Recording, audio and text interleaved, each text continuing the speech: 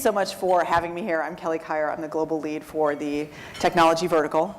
And what that means is I kind of lead the primary research for the tech space for LinkedIn. And that's part of what Matt set up that we're going to walk you through today.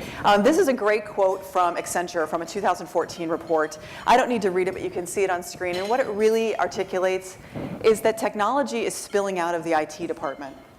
For a long time, as Matt outlined in his setup, IT lived, or technology purchasing was centralized in the IT department. You had IT decision makers of a variety of titles and functions that held budget, influence, and responsibility for purchasing across a variety of functional departments like marketing and HR and sales and so on.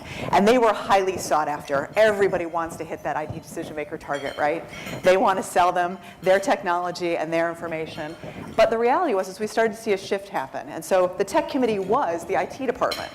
But what it's kind of turned into is multiple departments. Now people within marketing, finance, HR, and IT all have budget, responsibility, influence for technology purchases and implementation. And I think we've all seen this in our roles as the tables have kind of turned over the last couple of years. So 4 months ago, I was not at LinkedIn. I was a director of marketing for a large multinational industrial supply company.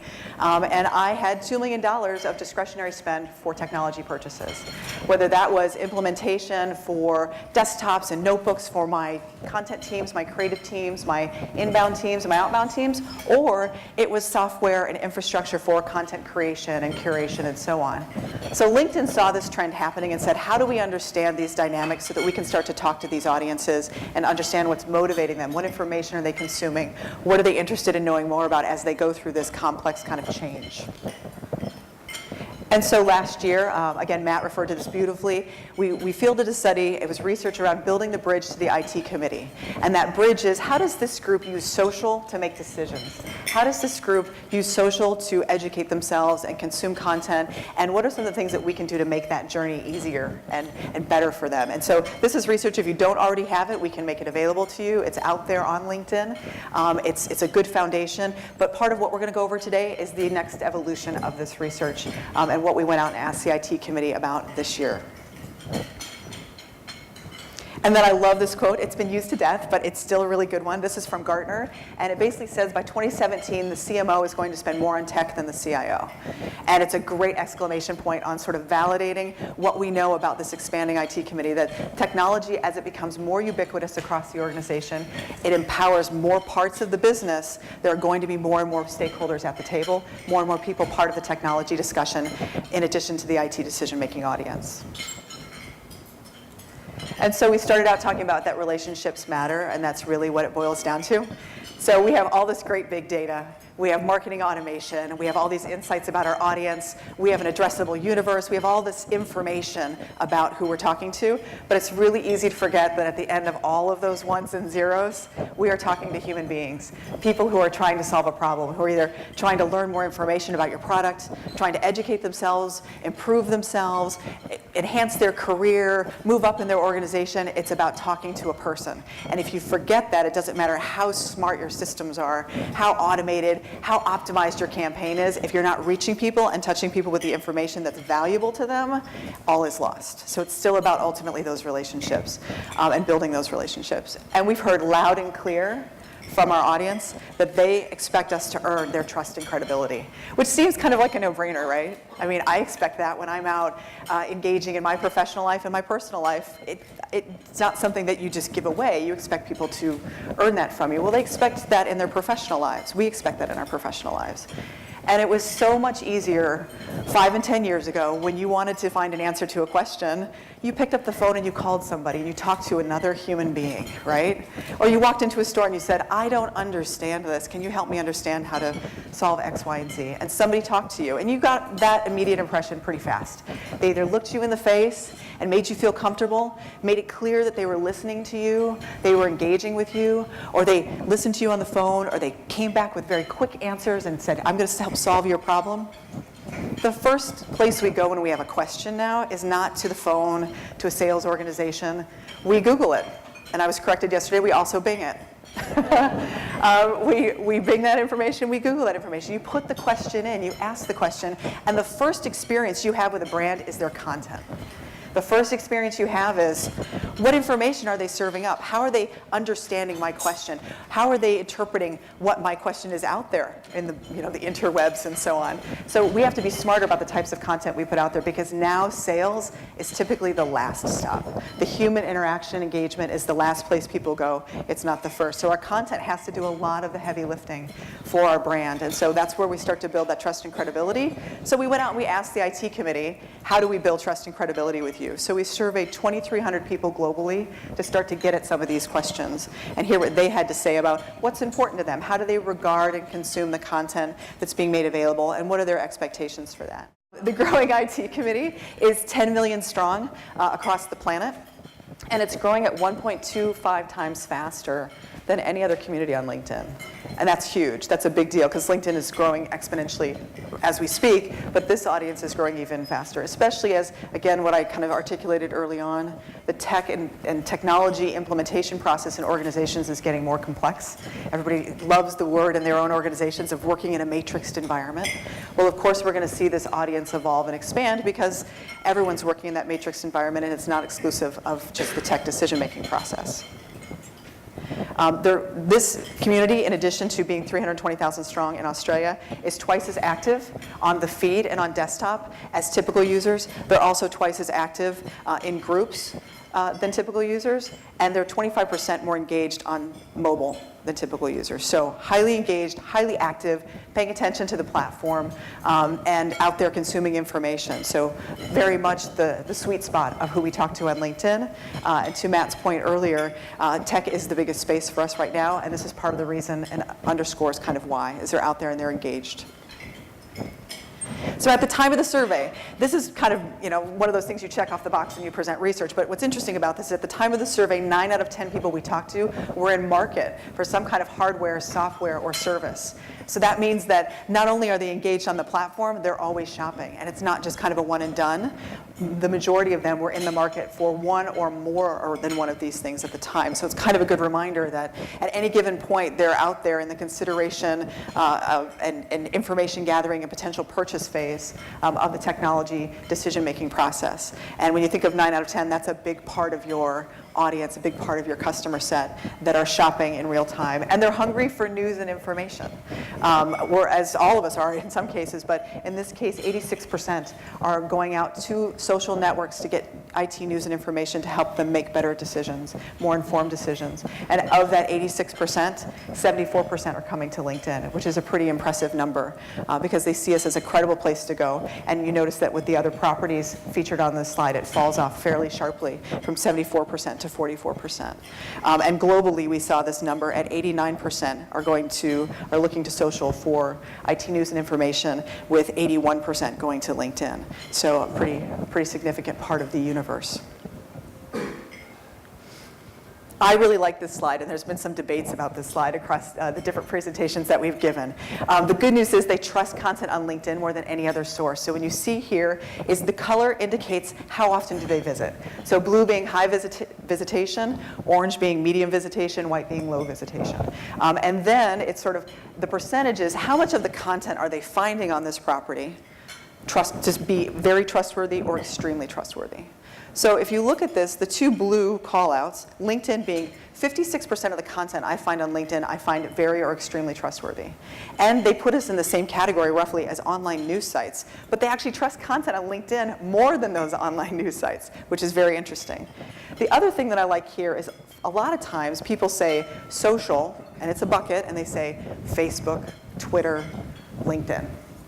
And they don't kind of think about the differences that those properties can do or what those properties can help you solve for with your customers at different parts of their purchase process. And this slide does a great job of going, look at how different we are. When it comes to news and information and consuming content, LinkedIn is at the top of the food chain. And when it comes to that, Facebook and Twitter are kind of at the bottom of the food chain. And that's not bad. You don't go to Facebook and Twitter to get long-form information, IT news, and content. You're going there for snackable, bite-sized content. You're really typically going to Twitter and Facebook to sort of pass the time. Whereas people are coming to LinkedIn to spend time, to gain information, to learn more about their respective industry or their particular pain point, their technology problem, but they're coming here, they're consuming content, and they're engaging. And so when you think about your content mix and your content strategy and the types of pieces you're putting in the respective properties, think about this slide, because it helps me articulate why LinkedIn is very different than Facebook and Twitter when it comes to content. 75% of the IT committee require education to sustain or make a change to their IT ecosystem. So when I first looked at this question and the result, first 75%, that's 3/4 of my audience, that's big. And I looked at sustain. Sustain caught my attention. I was like, that's really interesting, sustain. That means it's not just about a product launch, because I usually think about I'm doing a product launch or launching a new piece of functionality. I'm going to create a bunch of content and a big splash and get it out there and have people consume it. But when I saw sustain, I realized it's not about the new product launch. It's about my existing purchase, my current product development. So somebody buys technology from me, implements it into their current infrastructure, they're expecting me to continue to educate them and provide content to sustain that purchase. So that kind of got me scratching my head. I was like, wow, that's really interesting. I would have thought that you could have maybe backed off your content plan a little bit and how you approached, maintaining products or sustaining product purchases and infrastructure. But then the other question that really hit me and hit me harder is that 75% of the IT committee require education. Require is that's a hardcore word. And require says, that means just to have a seat at the table, you better be educating me. That I'm expecting you to educate me, and in order for you to make it on the list, that's a requirement. Flat out requirement. And so when I started to unpack the question, I realized there was a lot more insight in here than I realized, that to be part of the conversation, I'm required to educate, and in order for me to maintain and sustain my existing infrastructure, I need to continue to be educating and providing content to you. This is another slide we've kind of had some debate about, because it kind of says the same thing 3 ways, which is interest in non-branded, non-sales content, content that leads with the customer pain point and their issue first, is favorable and more appreciated by your audience. And this is kind of different ways of saying the same things, but really that they want us to lead with their issue first, not with our issue, and be a little bit less self-serving in our marketing approach to our marketing tactics and our content development.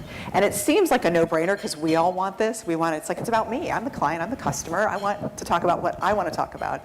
But when you get in the trenches, and I'm as guilty of this as the next person, of creating your content and having to deliver against your marketing objectives and your KPIs, and somebody saying, well, we need to lead with our offer and get our message out there, it's very easy to stop thinking about the customer first and thinking about what they need to, what information is going to be most valuable to them versus what's going to serve us and our marketing goals first. That a lot of times what serves them, if we lead with that, near term, might not feel like it's giving us what we need as a marketer, but long term, it will give us what we need as a marketer, which is it will deliver that client, it will deliver that customer.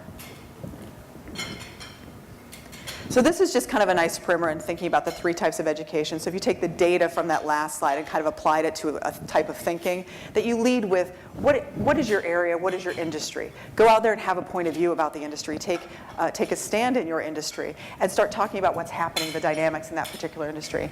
Then start talking about the product sets and the different players in that industry and what the dynamics are to help people cut through the clutter and start making better decisions and navigating the complexities of your particular industry. Help guide them through that. You get credit for that. And then finally, when you get later into the conversation, then you can start to talk about your products and your services and your value proposition, but only after you've kind of helped them navigate through the complexity and make smarter decisions. Instead of leading with that product and offer, but not really helping guide them through what's happening in the industry and the space, because they're typically confronted with multiple brands, not just your own. So how can your brand be the one that starts to guide them through that, and then you kind of earn more credibility and a seat at the table. So the expertise you don't know you have. This is kind of a natural segue from that last slide when we talk about content development. And I have kind of an embarrassing story that's from way back in the day. I worked for a technology manufacturing company that actually manufactured oscilloscopes for scientists and engineers. And if you're familiar with what oscilloscopes do, this is some pretty geeky stuff from a tech business-to-business perspective. And this was early in the days of internet marketing, and we were actually looking to reach out to this scientific and engineering committee of folks using oscilloscopes, and oscilloscopes are for high test measurement and all kinds of, isolation of certain signals and sounds. And anyway, very boring stuff to me, but most of the people that were users of these products would really geek out and enjoy this stuff. So we thought this would be a great group of people to test a content marketing strategy with. If we could find the right type of content to engage them, to endear them to our brand first, we could actually get better penetration in the scientific community with our oscilloscopes and our new markets. And we were actually pioneering this handheld oscilloscope at the time. Long story short, everybody in the marketing team started scouring the interwebs and the internet and chat rooms at the time, because they weren't blogs, for people creating content or talking about oscilloscopes and how they're using them. And we couldn't find any great examples. And then lo and behold, one night we find this great example of this guy that's brought a series of oscilloscopes home, and he's using them to diagnose things within his house. And then he's bringing that learning back to his lab and applying it in his lab. And it's funny stuff in a very geeky engineering kind of way. And lo and behold, we bring this back in. I'm going to show it at the global marketing meeting, talk about how awesome this content is, and present it out there. People laugh, we get some chuckles. It's the right kind of content. People get it. They're ready to kind of figure out how we can start crafting this, or maybe even leverage this guy. And a hand goes up in the back of the room, and a gentleman says, "That's Jörg. He's in our Finland office. He's been doing this for 3 years." And so I felt really silly, because he worked at the company I worked at, and I had no idea. Granted, there was an ocean between us, so I'll use that as my excuse. But also, that I felt a little bit of vindication that, wow, it proved the point that here's somebody that works for the organization who's creating content that's going to work for our audience because they love it, and the content, we can just port it over to our marketing purposes with little or no effort, because he's already an employee of the company. But we had no idea. And then when we started to kind of dig into our organization, we found more and more people out there writing and talking and engaged on topics that were not just near and dear to our customer, we're not just near and dear to them as people in the business, but we're near and dear to our customers. And we're like, why aren't we just using this stuff? Or why aren't we using this stuff in addition to our existing content strategy and our existing marketing strategy? And so that was kind of, when I saw this research a couple months ago, that story came back loud and clear and had a new meaning for me, where I kind of was like, oh. But it helps us start to look a little bit closer to home sometimes when we think about building our content strategy.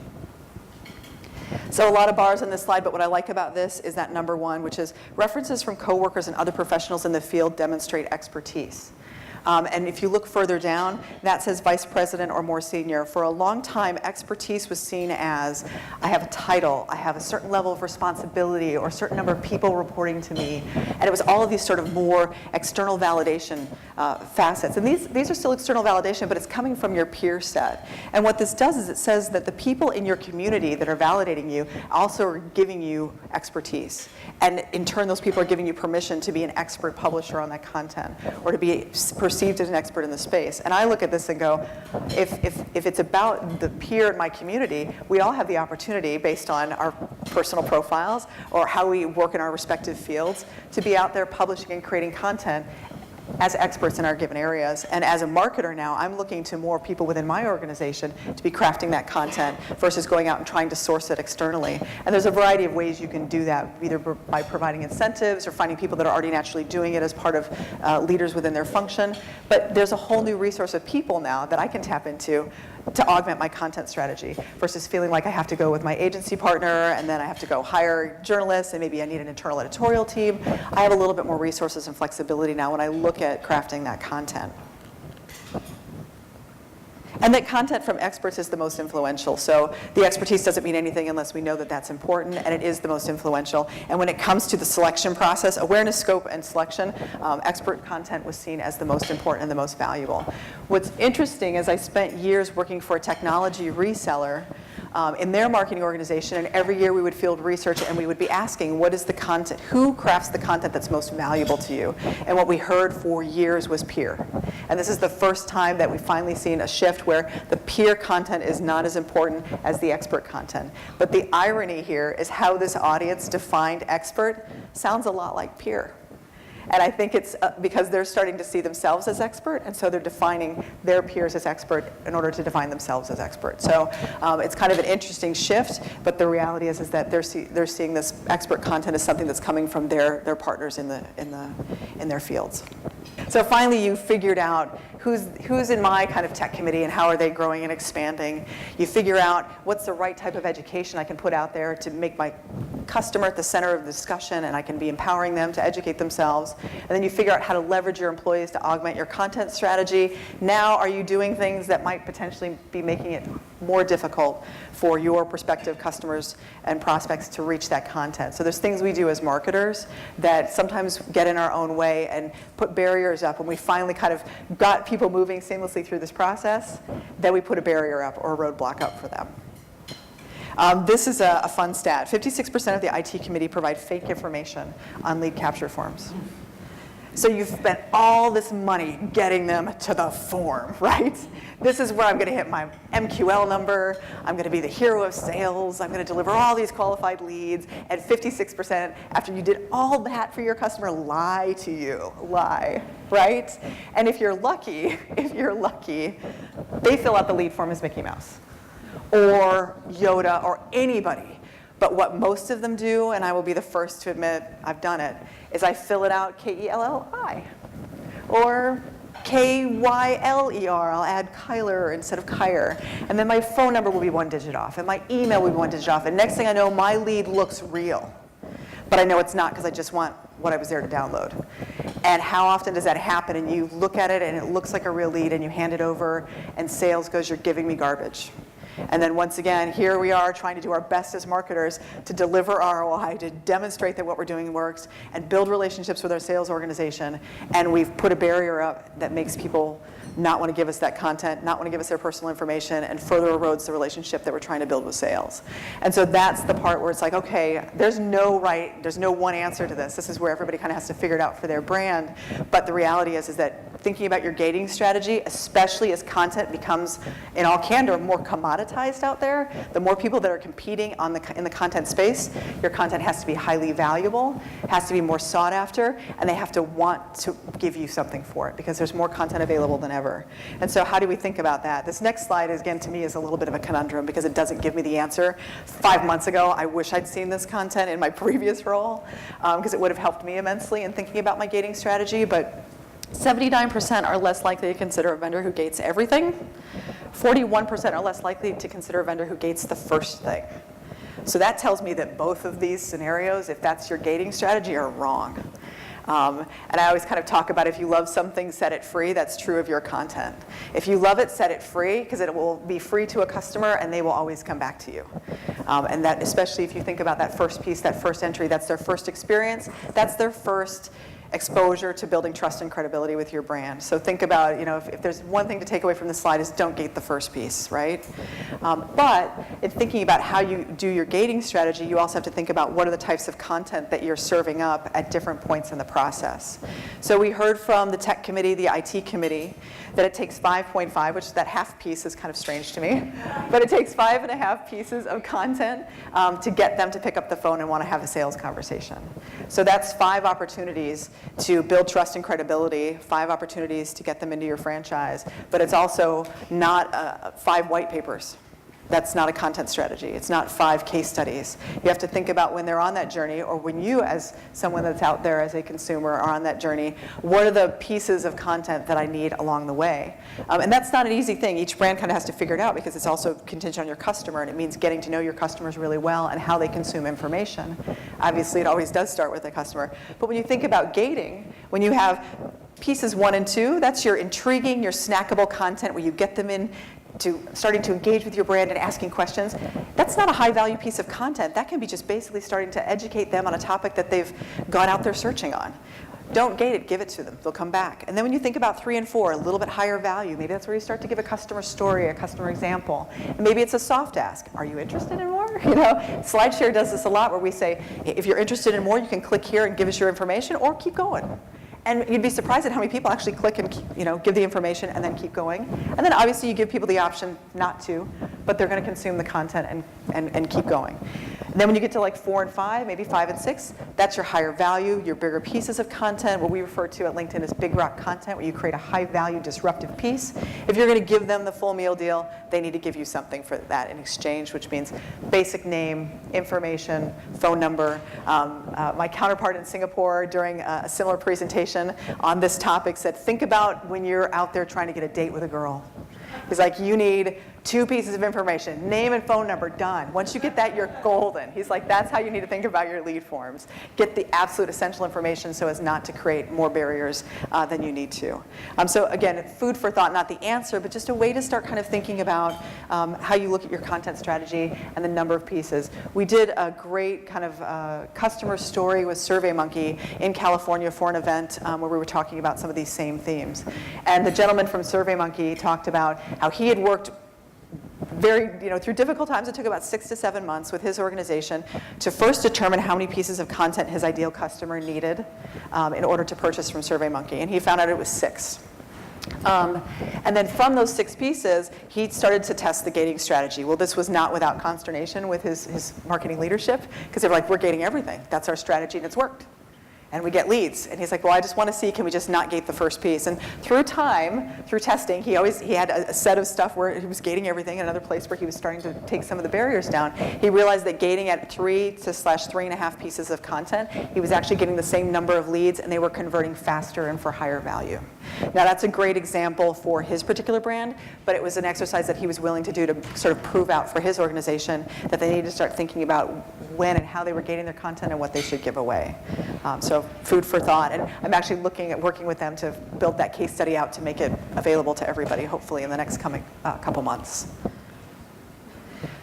So the team here asked me when we went through this content and started getting prepared for today, who is starting to do it right?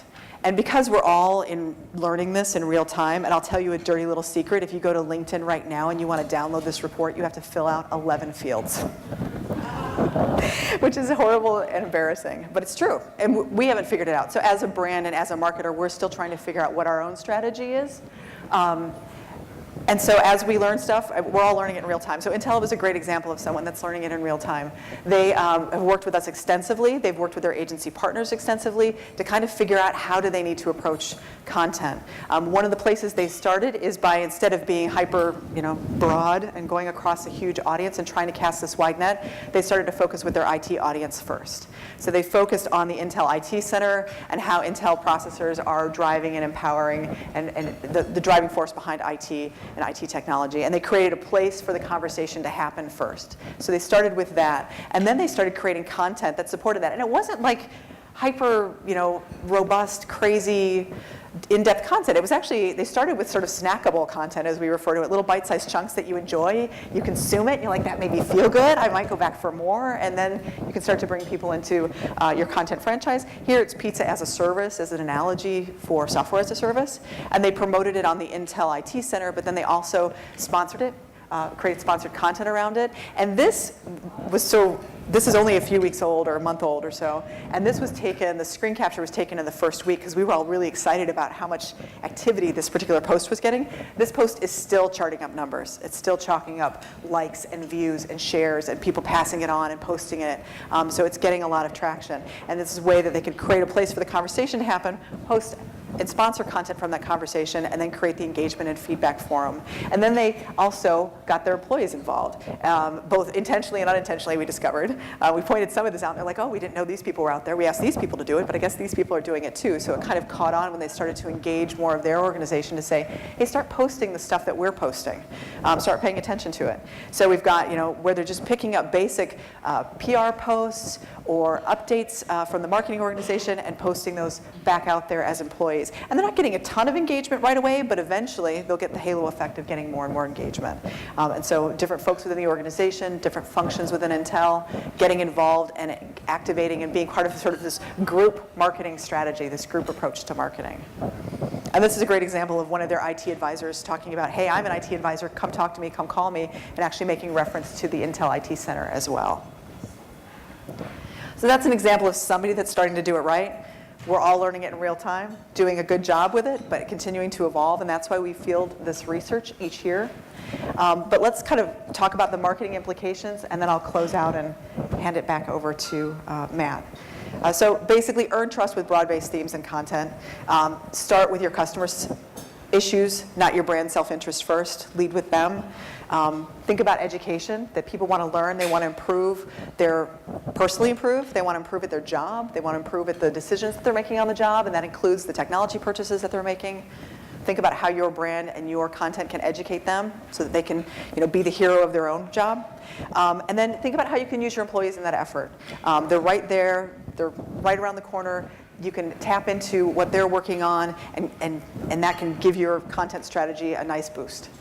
Again, it's not to supplant or replace it. It's just to enhance it and make it work harder for you. And then think about, how do you show up as being always on as your customers are purchasing and migrating through the purchase process, because they're always shopping, as we saw in that earlier slide. So making sure that you're showing up in the right places at the right time. And then seriously evaluate your gating strategy. As the content space becomes far more competitive and more commoditized, how are you standing out, and how are you making sure that you're reaching your customers and giving them value adds that they might not otherwise get from another brand that might be putting roadblocks up in front of them sooner versus later.